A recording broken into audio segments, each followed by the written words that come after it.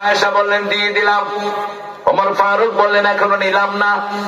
ও আব্দুল্লাহ ইবনে ওমর শোনো, আমি মারা যাওয়ার পরে আবার জিজ্ঞেস করবা মা তার সিদ্ধান্তে রাজি আছে কিনা। এখন হয়তো আমি আমিরুল মুমিনিন, আমি চেয়েছি এই জন্য দিয়ে দিয়েছে।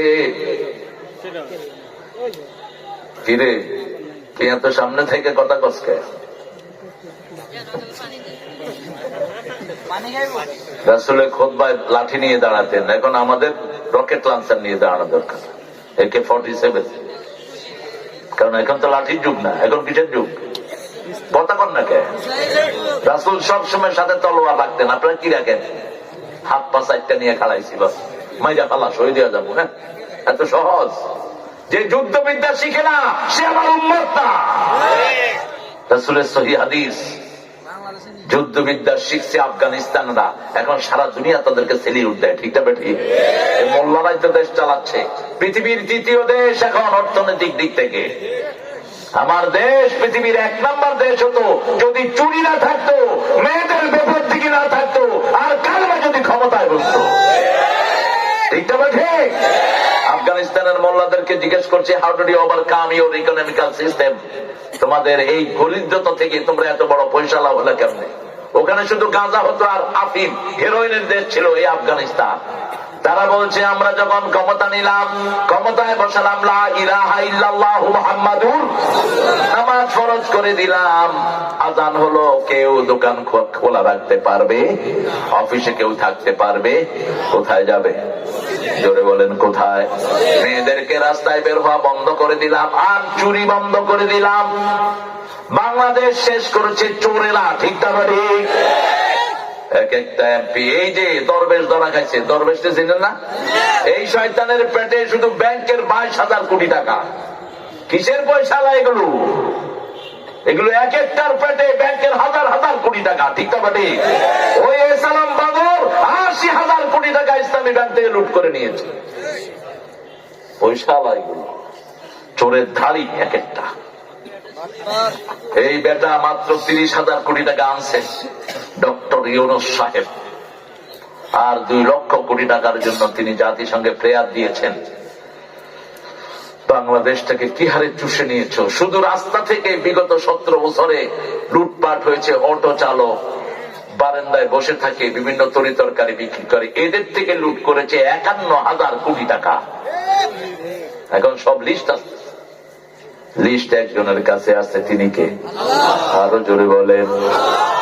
এবার জিজ্ঞেস করলেন মা আয়েশা, আপনি কি ওই জায়গাটা আব্বাকে এখনো দিয়েছেন কিনা? বলছে হ্যাঁ, তিনি চেয়েছেন, আমি দিয়ে দিয়েছি। যখন ওমর ফারুকের কবর হলো, মা আয়েশা আর পর্দা ছাড়া ওই কবরস্থানে যেতেন না।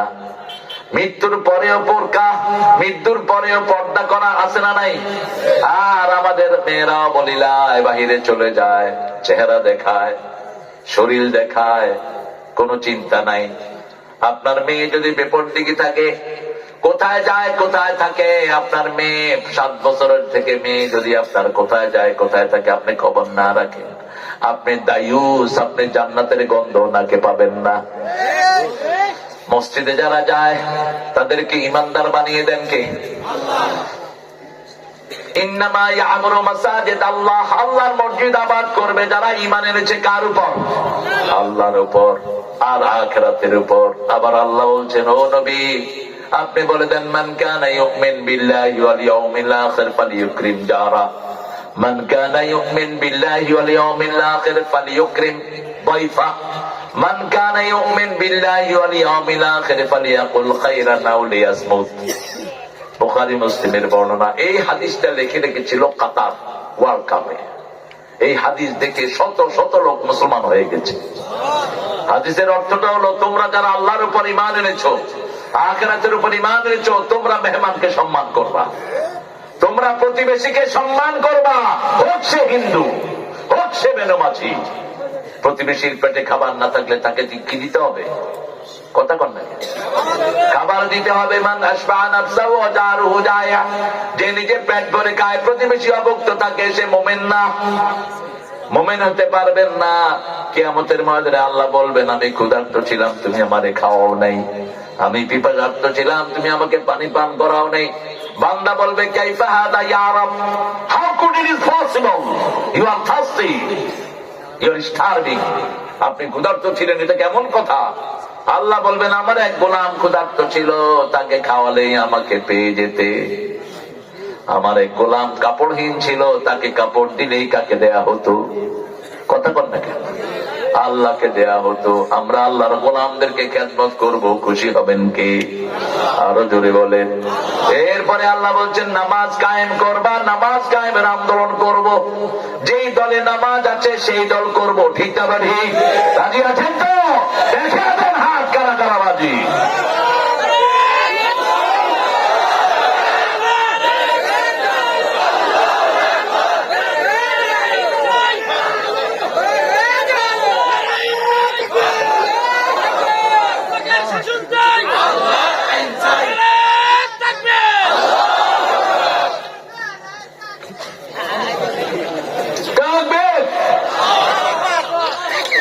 আরে পিছে পড়লে কি পিছে তো থাকবে, ওরা তো তাকবীরও দিতে দিত না, কইতো এটা নাকি জামাতের স্লোগান। ওই চিটাঙে হুম্মাম কাদের তাকবীর দিছে, কয়তো জামাত হয়ে গেছে। এটা ইসলামের স্লোগান, আল্লাহর স্লোগান, ঠিক না ঠিক? মসজিদের স্লোগান, কবরের স্লোগান, জানাজার স্লোগান, ঠিক না ঠিক? আল্লাহু আকবার, আল্লাহু আকবার। এটাই দিবেন, হাতের হস্ত মাটিতে পড়ে যাবে, টিকার টিপা সাহস পাবে না। দেখেন না তাকিয়ে মস্কন্ডে কিছু লুচ্চা দৌড়ানো শুরু করলো, ছোট্ট মেয়ে, কি নাম, কি নাম, কি বলেছে সে? বলেছে কি আল্লাহু আকবার, বাস সব থেমে গেছে, সারা দুনিয়া কেঁপে উঠছে।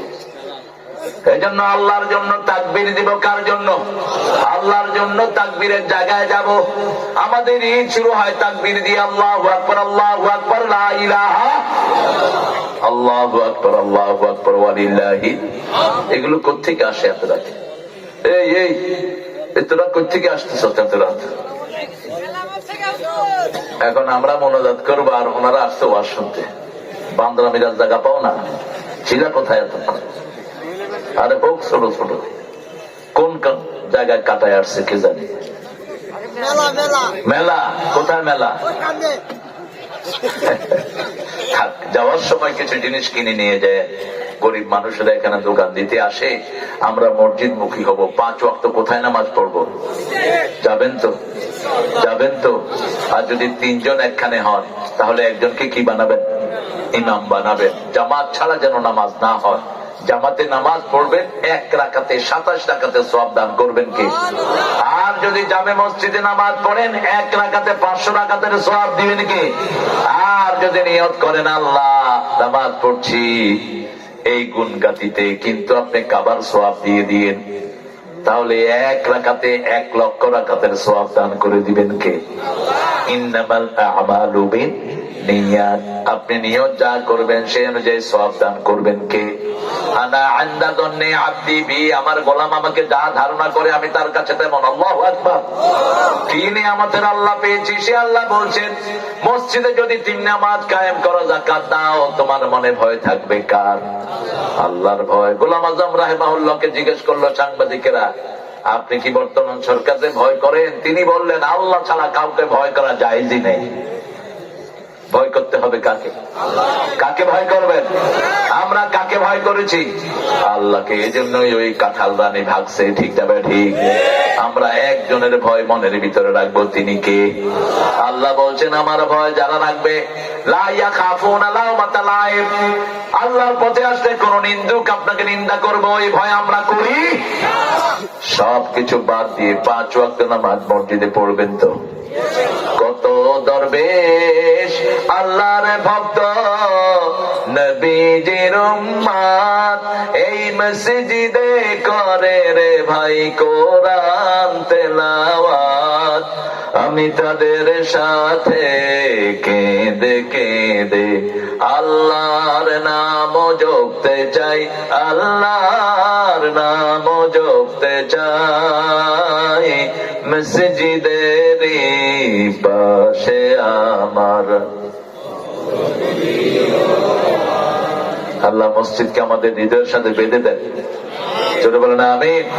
রাজুলুন কলবুহু মুআল্লাকুন ফিল মাসাজিদ, আল্লাহর হাবিব বলছেন যার অন্তর মসজিদের সাথে ঝুলে থাকবে আল্লাহ তাআলা ছায়া দান করবেন। কার ছায়া? আল্লাহর ছায়া। ইয়াউমা লা যিল্লা ইল্লা যিল্লু, আল্লাহর ছায়া ছাড়া সেদিন কোনো ছায়া থাকবে না। 7 ব্যক্তিকে ছায়া দান করে, এর মধ্যে 3 নাম্বার হলো যার অন্তরটা কিসের সাথে ঝুলে থাকে? মসজিদের সাথে ঝুলে থাকে। আবার রাসূল বলছেন যারা 5 ওয়াক্ত মসজিদে নামাজ পড়ে ফাস্তাশহাদু বিল ঈমান, তাদেরকে মুমিন হিসেবে সার্টিফিকেট দিয়ে দাও। মুমিন যাবে মসজিদে, কাফের যাবে ক্যাসিনোতে, ঠিক না ঠিক? মুমিন যাবে মসজিদে, কাফের যাবে মেলাতে। মসজিদের কোন মহাব্বত তার হৃদয়ে থাকবে না। মসজিদের পাশে বসে তাস খেলে, মসজিদে নামাজ পড়ে না। বিড়ি খায় মসজিদের পাশে বসে, দোকানে আছে না? কথা বল না কেন? ভেঙে দেন সমস্ত দোকান, ভেঙে গুড়িয়ে দেন। ইসলামী শরিয়া থাকলে কি হতো জানেন? ওই বেকুবে কয় আল্লাহ বলছে লা ইকরাহা ফিদ্দীন, দিনের ব্যাপারে জবরদস্তি নেই। আমি কালেমা পড়ছি, নামাজ পড়লে পড়লাম, না পড়লে না। এত সহজ ইসলাম। কালেমা পড়ার পরে যারা নামাজ পড়বে না, 3 ইমাম বলেছিল তুলুহুম, এদেরকে হত্যা করো। ইমাম শাফি, আহমদ ইবনে হাম্বল, ইমাম মালিক বলছেন হত্যা করো তাদেরকে। আর ইমাম আবু হানিফা বলছে অসজুনুহুম, keep him in the prison until they realize the prayer, ওকে জেলখানায় রেখে দাও যতক্ষণ নামাজ রেগুলার না হয়। আমাদের দেশের অধিকাংশ লোকেরা মনের খুশি মতো নামাজ পড়লে পড়লাম, না পড়লে এই নামাজ কখনো আপনাকে বরকত দিবে না। আল্লাহ সূরা হজের ভিতরে বলছেন আল্লাযীনা ইম্মাক্কান্নাহুম ফিল আরদ আকামুস সালাত ওয়া আতাউয যাকাত ওয়া আমারু বিল মা'রুফ ওয়া নাহাউ আনিল মুনকার ওয়া লিল্লাহি আকিবাতুল উমুর। আমি যদি আমার কোন এলাকায় কোন মানুষকে দায়িত্ব দেই, যেমন এই যে মেয়র হয়েছেন, ওনার প্রধান দায়িত্ব ছিল নামাজ কায়েম করা, যাকাত আদায় করা, সৎ কাজের আদেশ, অসৎ কাজের নিষেধ। এটা যদি না করে আল্লাহর দরবারে ধরা পড়বেন। এখন কে করে এগুলোর ভূক্ষেপ? আপনাদের উনি শিক্ষা ব্যবস্থাকে ধ্বংস করে দিয়ে গেছে, ঠিক না ঠিক? ক্লাস 8 এর 6 এর পোলাপান এখন বিড়ি খায়, স্কুলে বিড়ি খায়।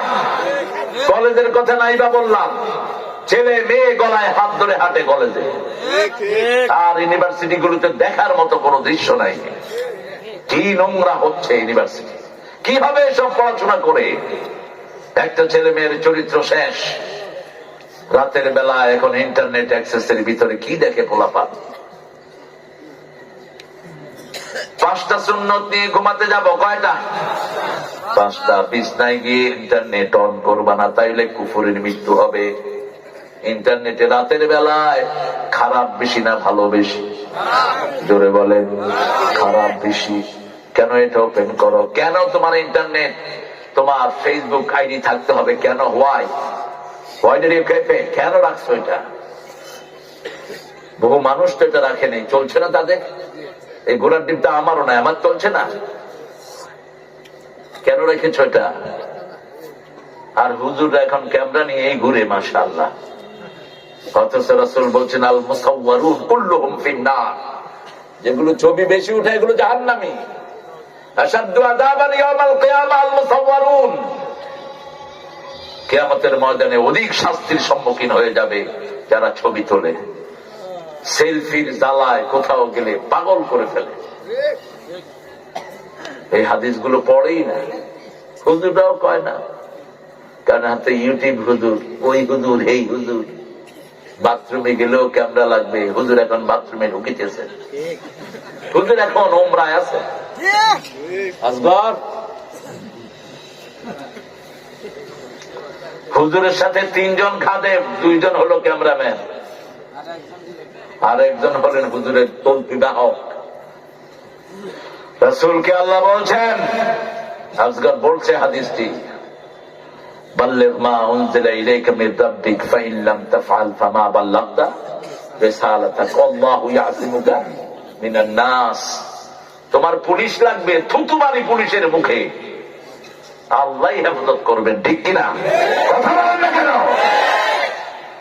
একজন বেশি পুলিশ দেশ ছেড়েই লাগছে। কেন পুলিশটাও এত?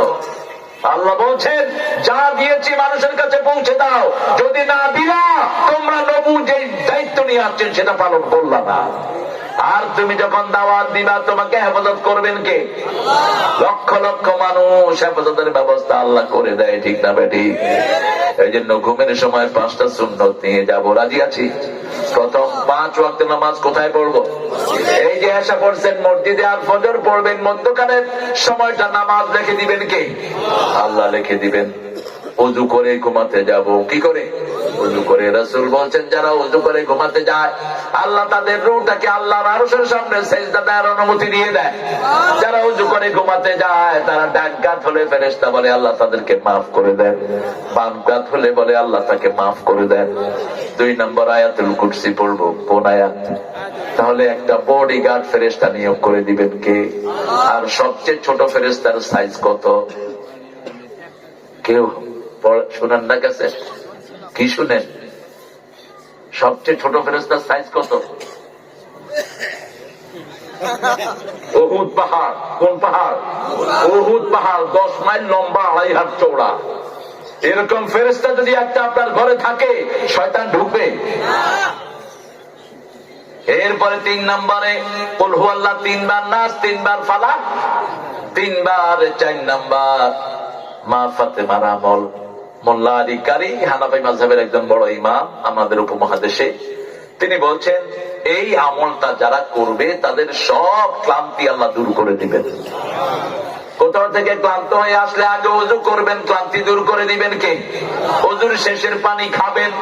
রাসূল 1 মগে ওযু করতেন, 3 মগে গোসল করতেন। আর আমাদের 3 বালতি লাগে ওযুতে, 10 বালতি লাগে গোসলে। পানি পড়তেই থাকে। হোটেলগুলোতে তো কোনো মা বাপ নাই, আর মসজিদ গুলোতে কল ছেড়ে দিয়ে কথা কয়, ভাই ব্যবসা কেমন চলতেছে? কল পড়তেছে। ওযু দোয়া করে শয়তানকে। তুই তো ওযু করতে গিয়ে শয়তানের ভাই হয়ে আসছিস। অপচয়কারী কার ভাই? এই ডাক্তার কোথায় যাও? বসো। আমরা যাবো না বাসায়? ও অসুস্থ, ইউনিরে কয়ে যে ভালো করে চলতে, মুসটুস খাইতে নিষেধ করবে। সেগুলির জন্য দোয়া করতে মন চায় না। গত 13 বছর যা কষ্ট এগুলি দিছে। হ্যাঁ, ভালো, এই লোক ভালো, আমার মেয়র বলতেছে, তাইলে ভালো, আল্লাহ তারে ভালো করে দেন। আরো জোরে বলেন আমিন। আল্লাহ আমাদের মান্নান তালুকদার সাহেবের ভালো করে দেন। যারা ভালো মানুষ তাদের জন্য দোয়া করবো, ঠিক না? ঠিক। আর চোর ছেচরের জন্য কোনো দোয়া নাই। তাহলে 3 নম্বরে কি পড়বো? কি পড়বো? কুল হুয়াল্লাহ, কুল রাব্বিল ফালাক, প্রথম ওযু, তারপরে আয়াতুল কুরসি, তারপরে কুল হুয়াল্লাহ 3 বার, নাস 3 বার, ফালাক। শরীর মুছে দিবেন, সামনের দিক থেকে, পিছনে না, সামনের দিক থেকে মুছবেন।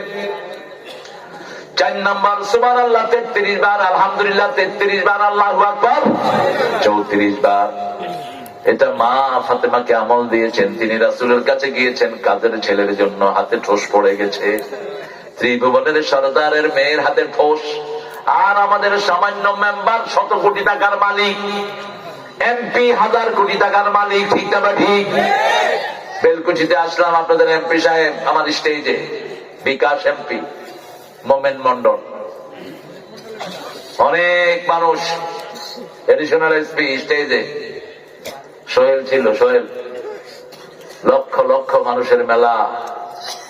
এর মধ্যে আমার আলোচনার আগে দিয়ে এক হুজুরে দিছে, হুজুর গান গাইতেছে, যদি রাত পোহালে শোনা যেত আল্লামা সাইদি মরে নাই।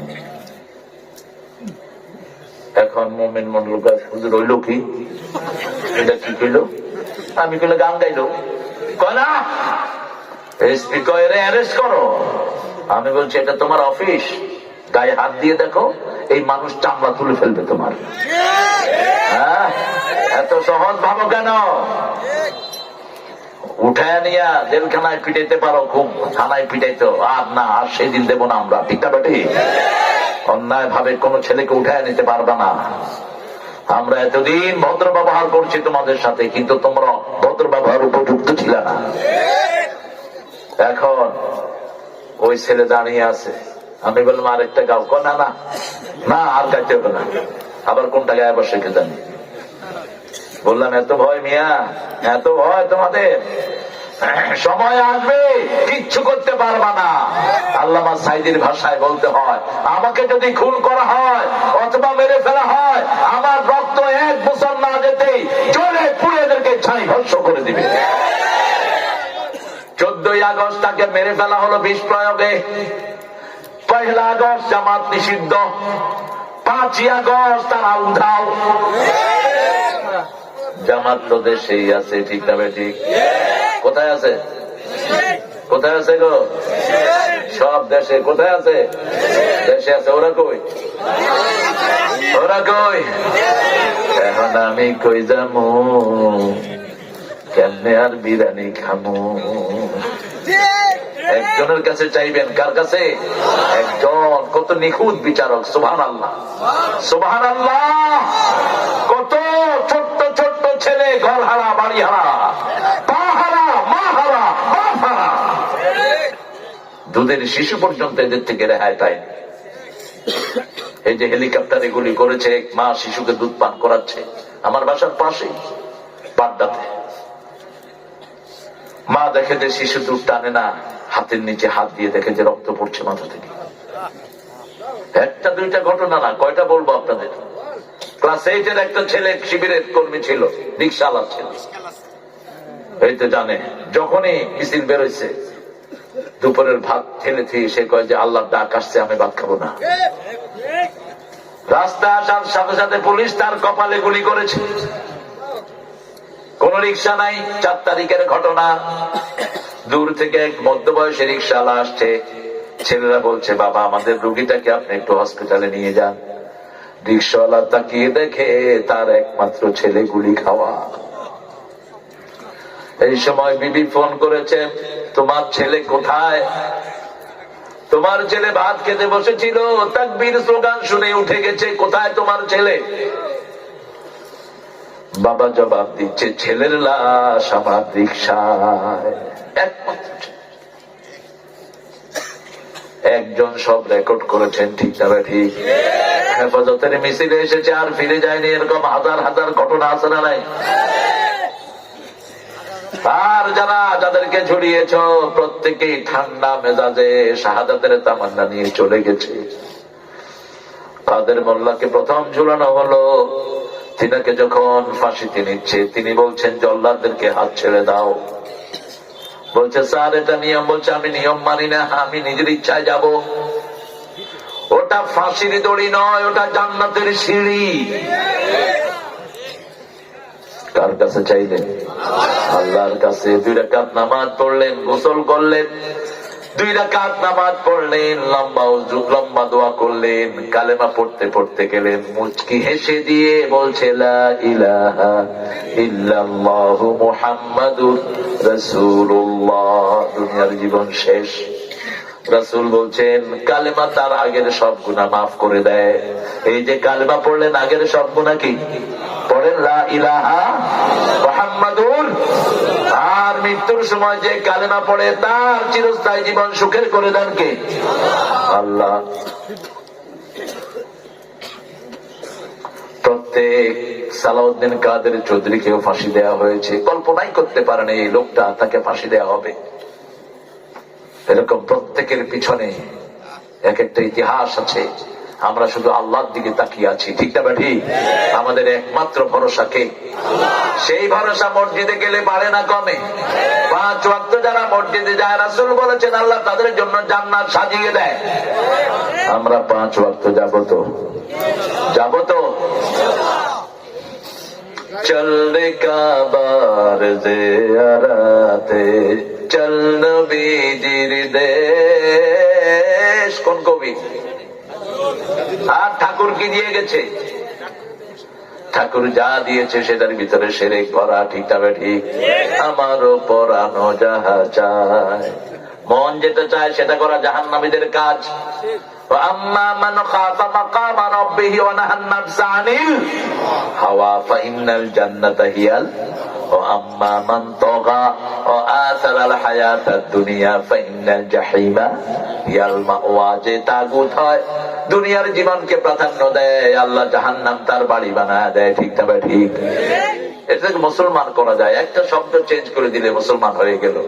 আল্লাহর ইচ্ছায় যাহা হয় আমি তাই তাই গো, আল্লাহ ছাড়া ত্রিভুবনে মোর কেউ নাই, কিছু নাই গো, ঠিক না? একজন, সব সময় একজন। কয়জন? কুল্লু মান আলাইহা ফান ওয়া ইয়াবকা ওয়াজহু রাব্বিকা যুল জালালি ওয়াল ইকরাম। মান ক্বালা লা ইলাহা ইল্লাল্লাহ লাম ইউশরিক বিল্লাহি দাখালাল জান্নাহ। রাসূল বলছেন বুখারীর বর্ণনা, যে কালেমা পড়বে আল্লাহর সাথে শিরক করবে না, কোথায় যাবে?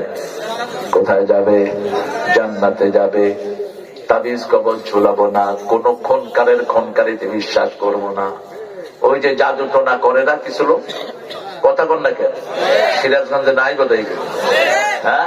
কালো মুরগি নিয়ে আসো, 3 জোয়ার বাটার পানি নিয়ে আসো, এগুলো সবগুলো জাদুকর। এগুলো শাস্তি হলে এদেরকে খুন করে ফেলা। যে জাদু করে, যারে দিয়া করায়, দুইটাই কাফের। দুইটা কি? কাফের। কত মানুষের সুখের নষ্ট করে দিচ্ছে। সূরা বাকারার 102 নম্বর আয়াতটা পড়বেন, ইত্তাবিউ মা তাতলু শায়াতিন আলা মুলকি সুলাইমান ওয়া মা কাফারা সুলাইমান ওয়ালাকিন্না শায়াতিন কাফারু ইউআল্লিমুনা আন-নাসা আস-সিহর। আর 5 ওয়াক্ত নামাজে যারা মসজিদে যায় তাদেরকে হেফাজত করে দেন কে? আল্লাহ। মসজিদে গেলেই আপনার জন্য বরকত আছে না নাই? যাকে মসজিদে পাবেন বের করবেন না, আমাদের দোষ এটা ধরে সেটা ধরে না। আমার ভাইকে মসজিদে পেলেই আমরা আগলে নেব। রাসূলের একজন সাহাবী নামাজ জানতেন না, মসজিদে নামাজ শুরু হওয়ার পরে জিজ্ঞেস করলেন, ইয়া রাসূলুল্লাহ, আমি তো নামাজ জানি না, কি করব? রাসূল বললেন, তুমি সুবহানাল্লাহ আলহামদুলিল্লাহ পড়ো, ওরা নামাজ পড়ে যা সওয়াব পাবে আল্লাহ তোমার তার সওয়াব দিয়ে দিবেন।